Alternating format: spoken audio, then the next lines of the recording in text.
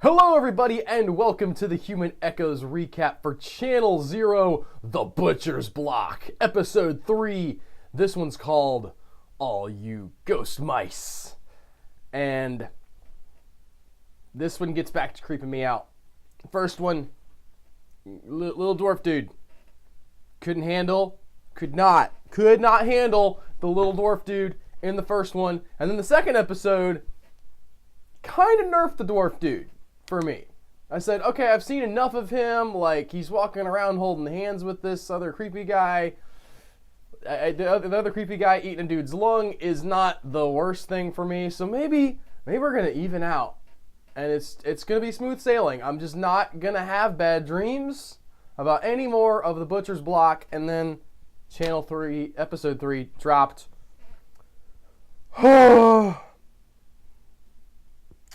Okay. The mind thing is bad. It freaked me out so much. That spider person crawling after Alice in the empty hospital, could not take it. But we're getting ahead of ourselves. Let's start from the top. And once again, episode 2 did this, and now we're going into episode 3 doing the same thing.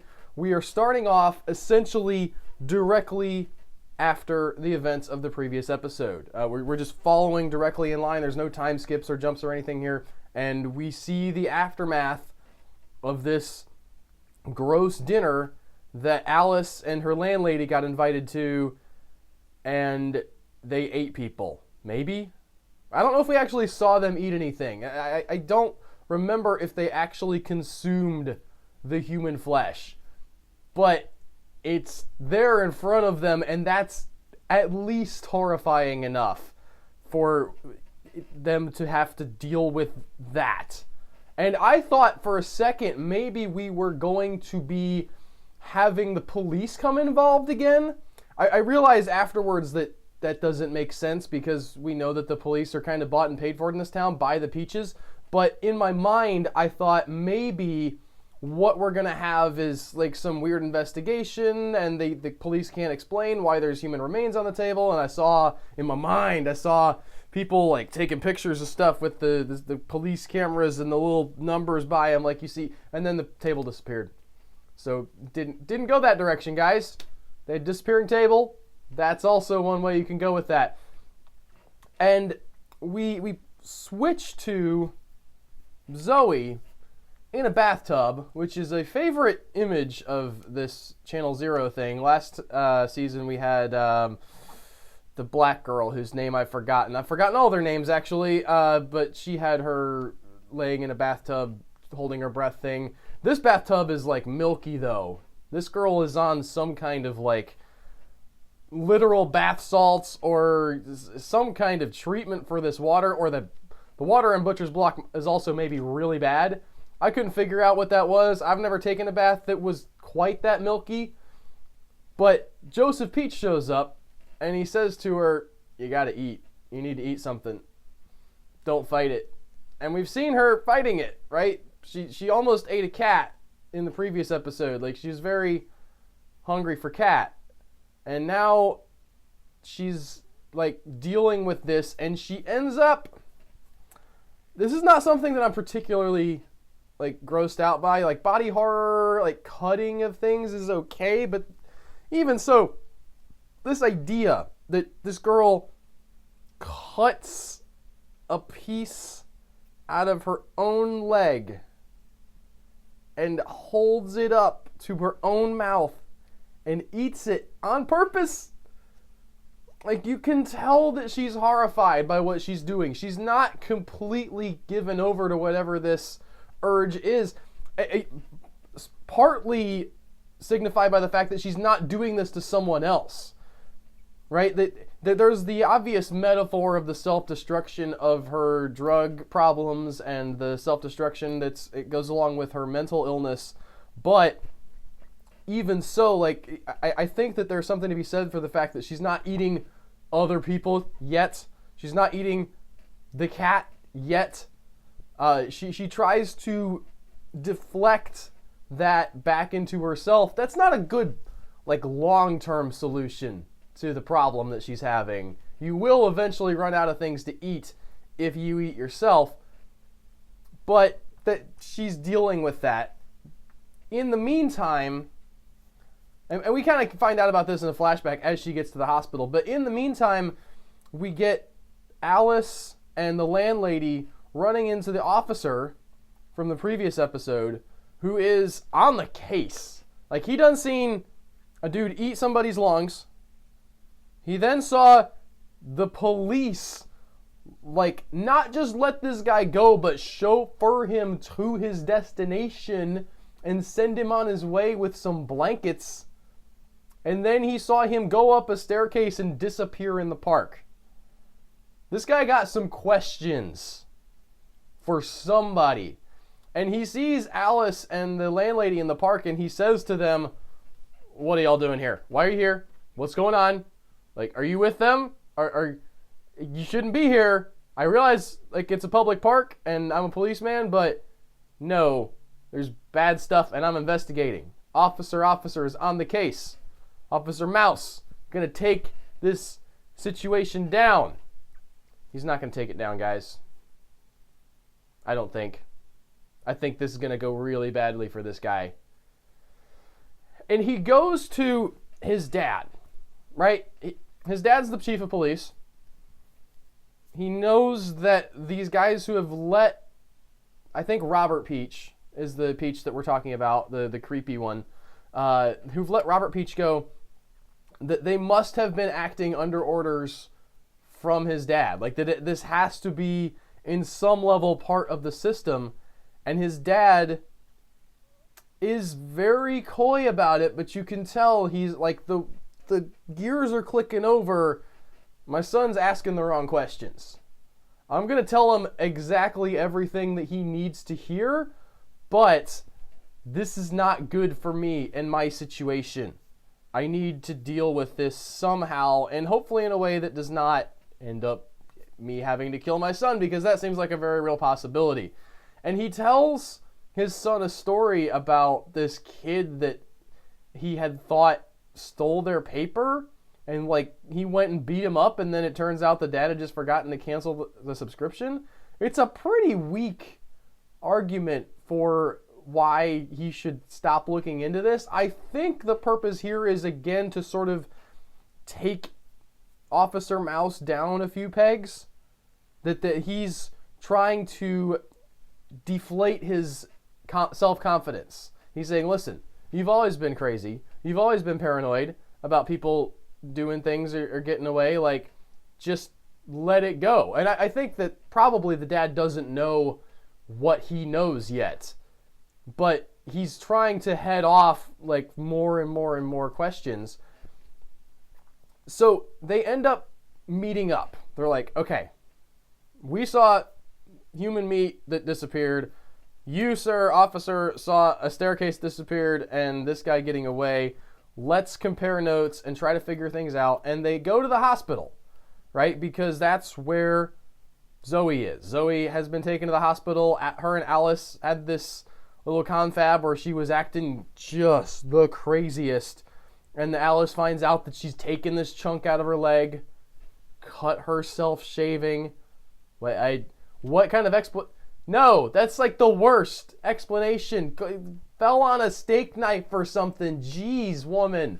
Come up with a better thing than cut yourself shaving. But anyway, they're in this hospital, which is conveniently almost completely empty. We see one hospital staff member here. It's like the nurse that checks her in and gets her set up with the IV. And then that's it. This hospital is being shut down. The funds aren't there anymore, they say.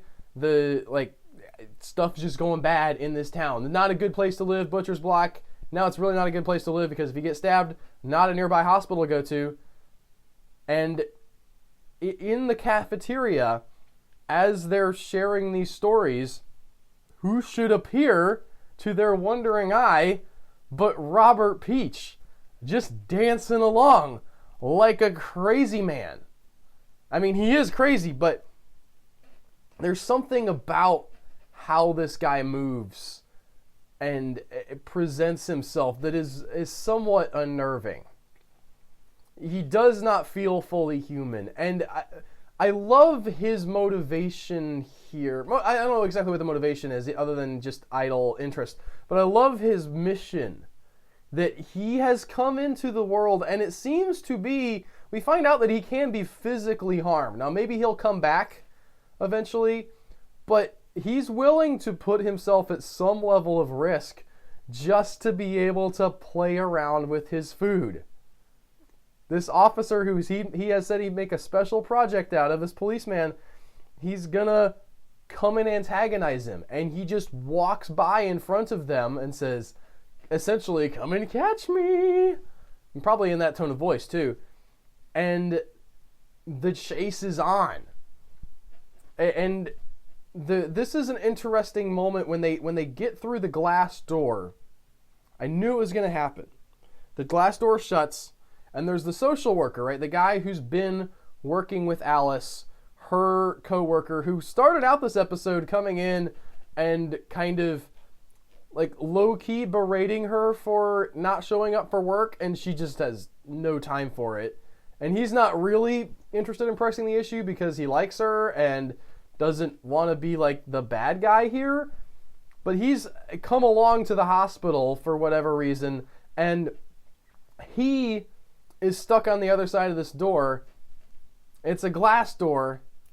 It's a bulletproof glass door, which was the one thing in the episode that I was just like, I don't know. I don't think that's how hospitals work. I could be wrong, all right? If you work in a hospital or if you know about hospital glass, that it actually is bulletproof a lot of the time, maybe let me know. Maybe it's because this is like a super depressed, poor area that people are going to be carrying guns possibly, so you're going to want to have that. But it seemed like that was not how I would build a hospital. An interior door being glass was not the choice I would have made as an, building engineer. But they can't shoot him. They just have to watch as Robert Peach walks up behind this guy who has no idea what's going on and shanks him in the throat right in front of the landlady and the officer, who can't do anything because of the bulletproof glass, and the door won't open. Those are some scary things that happen in this episode. But I want you to know, in my notes, which I do take, I realize that sometimes I still forget things, but I do try to keep a good record of things. I've just written the word in my Google Doc here. And the reason is Alice in the hospital is suffering from whatever it is that Joseph Peach put in her head. And this creepy thing, I was not like, it was weird in episode 2, but we didn't see a lot of it. I thought it was just going to be a quick like flash in, flash out hallucination kind of thing, and we do get some of that at the very beginning of the episode. But Alice starts really losing it in this hospital, and starts out with her seeing her mom stabbing herself again, which is just not there. And then she sees the tumor monster, the schizophrenia personified, coming after her. And this thing, I'm going to call it an effect because I don't know how they did it. I suspect that a lot of it actually was a real contortionist, possibly sped up, possibly with some, face replacement and or mask thing going on. The mechanics of it are interesting to me, but the result is what impressed me with just how it made me feel. Again, it wasn't like they had that moment. There was a moment in this episode right before Alice actually sees her mom where you have you see the lady's legs under the curtain and she's crying out and Alice is like wandering toward there.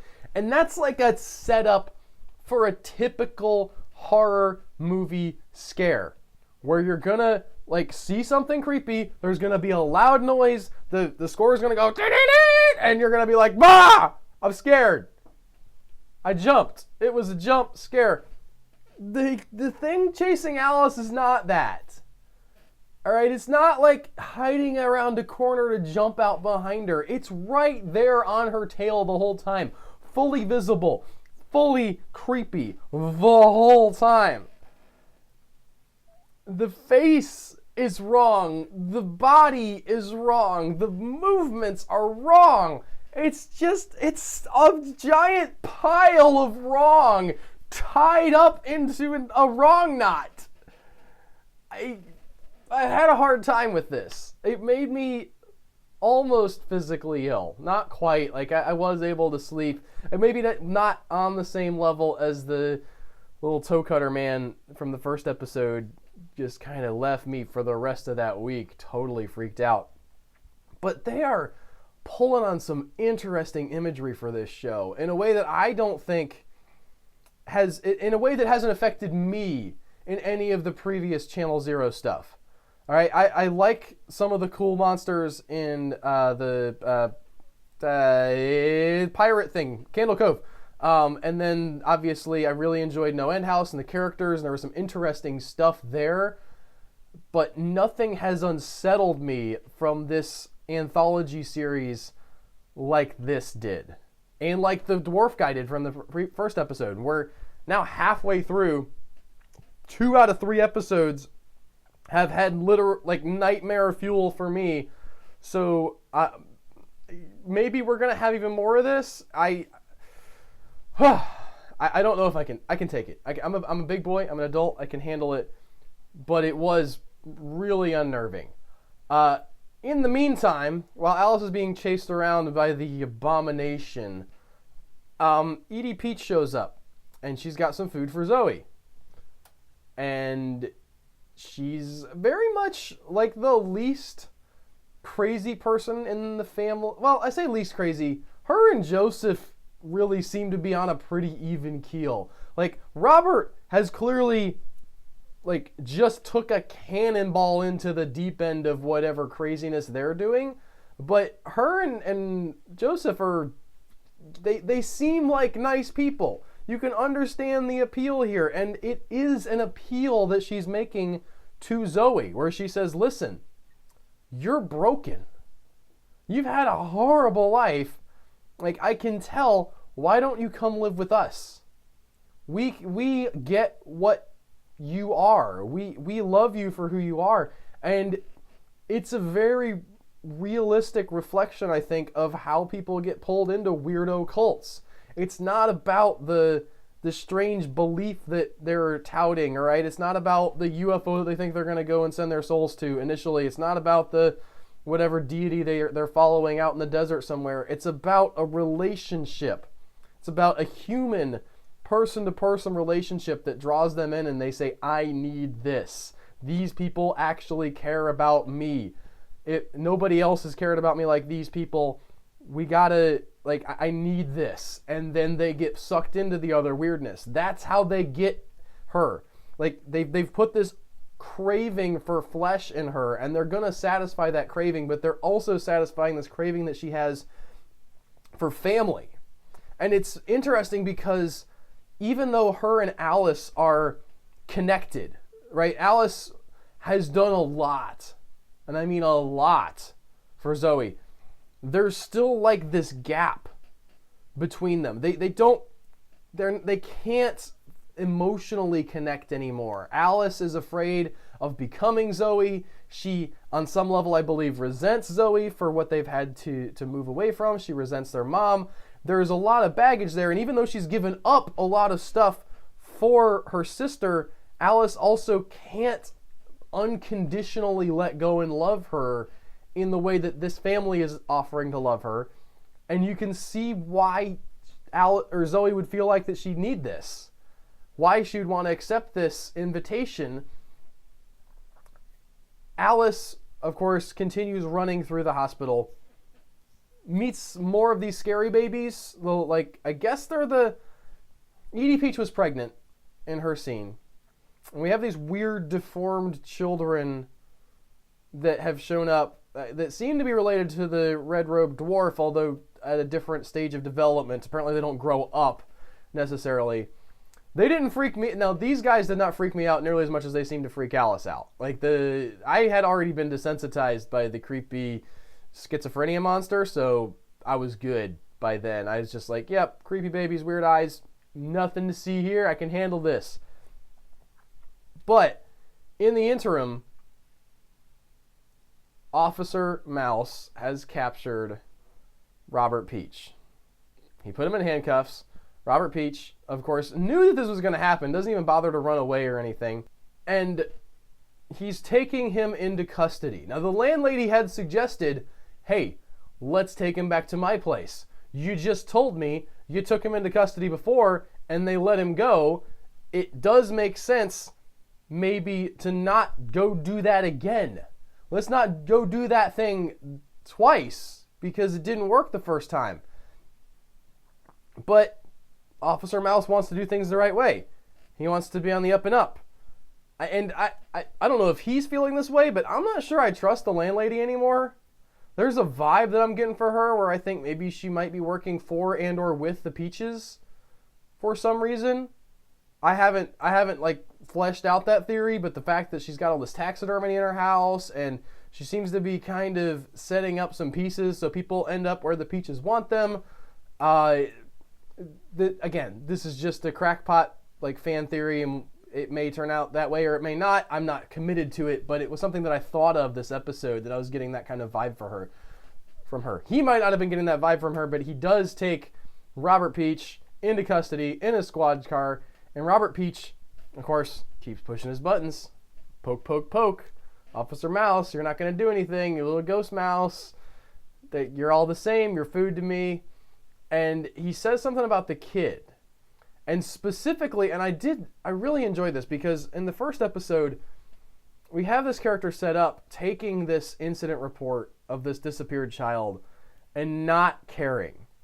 And the fact that Robert Peach goads him by reminding him that this person wasn't important to him, that he let this happen because he's part of this system that doesn't care about these underprivileged, poor, forgotten people. That's what pushes him over the edge, and he turns around and straight up shoots him in the stomach and the chest and who knows where else. Not in the head, because that bullet would have gone through and hit the back windscreen, and we didn't see that after the gunshots were fired. But this moment of character development has been really great. And I said last week that I felt like I had lost connection with Alice a little bit. Her character kind of seems to be on plot rails at this point. I feel like to a certain extent I don't connect with her motivation. Less so this episode, although she did spend some time getting chased around still, which is not the strongest way to get a character to a place. But Officer Mouse, whose name I still haven't learned in real life, and I don't think they said it in this episode even, his journey last episode I thought was really compelling, and I was thinking about it a lot throughout the week, and I feel like we're continuing that.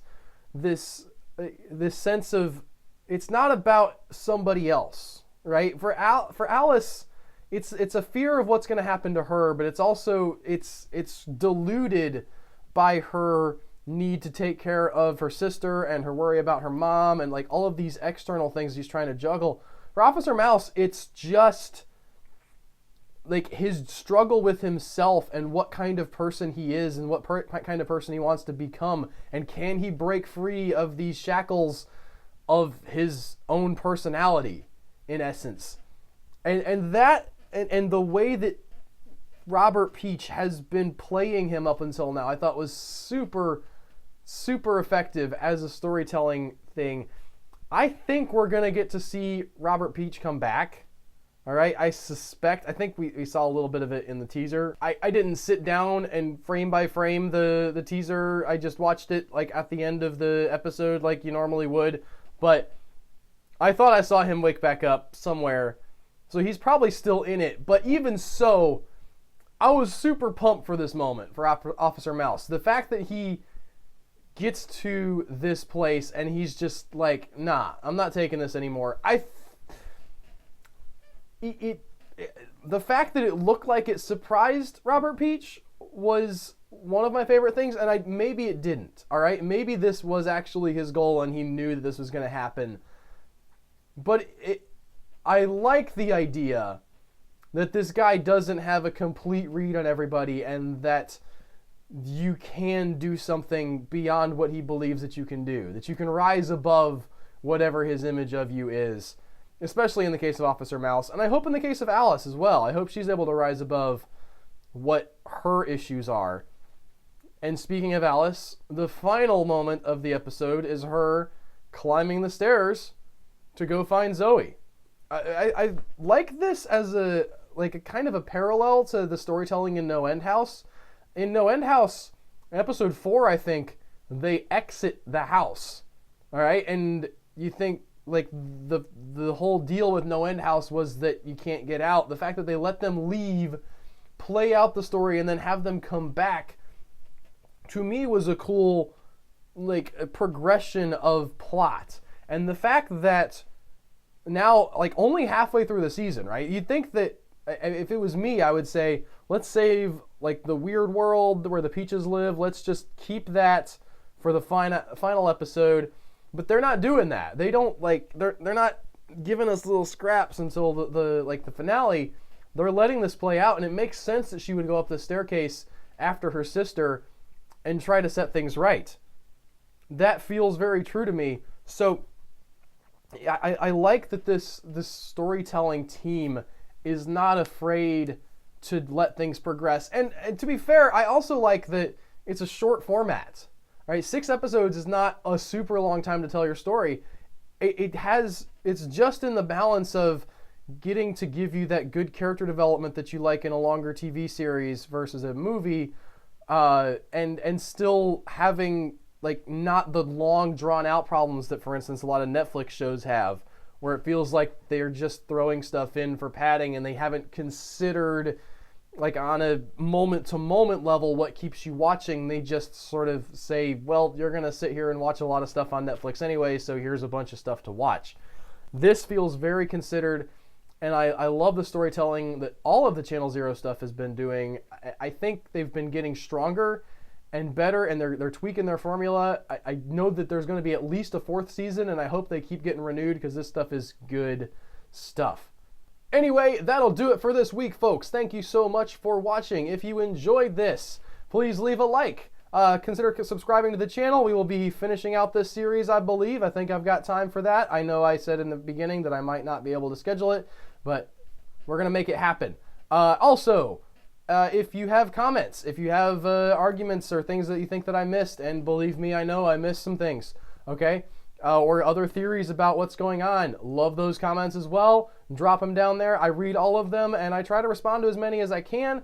And I will see you guys next week with another episode of the Human Echoes Recap. Take care, y'all.